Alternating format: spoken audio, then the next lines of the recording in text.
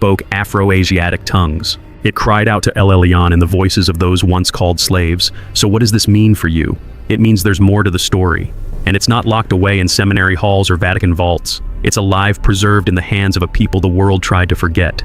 The books the West deleted are the very books Africa kept safe. Because they knew. And now, so do you. In the next part of this journey, we go even further back before Moses, before Sinai, into the ancient deserts where Yahweh's name was already being called.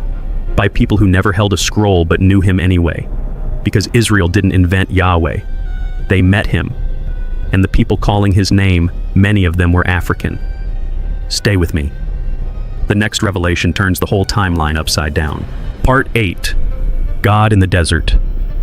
Before Sinai, before Moses stood barefoot on holy ground, before Israel marched through the Red Sea, before the 10 Commandments thundered down from Mount Sinai, God was already known, not by scribes in Jerusalem, not by priests in Rome, but by wanderers, nomads, and ancient peoples of the desert, some of whom were African. The name Yahweh did not originate with Israel. It was remembered by others long before. Let's go back. In Genesis 14, Abraham, still called Abram, returns from battle and is met by a mysterious figure, Melchizedek, king of Salem, priest of El Elyon, the Most High God. Melchizedek blesses Abram, offering him bread and wine, and Abram gives him a tenth of all he has. Here's what matters. Melchizedek was not a Hebrew. He was not from the line of Shem. He didn't receive the covenant or speak to burning bushes.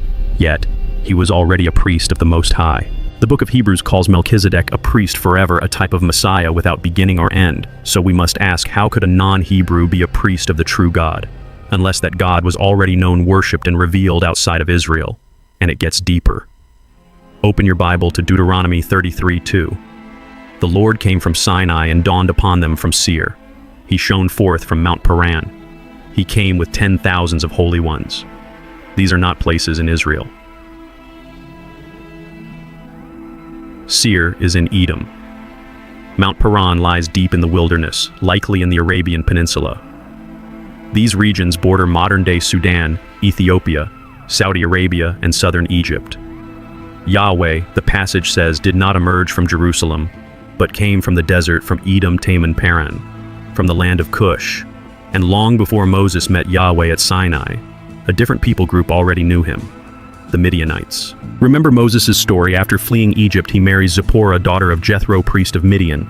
And Jethro, he's a priest of Yahweh. Exodus 18 says Jethro blessed Yahweh, offered sacrifices to him, and even instructed Moses on how to judge the people of God. So think about this.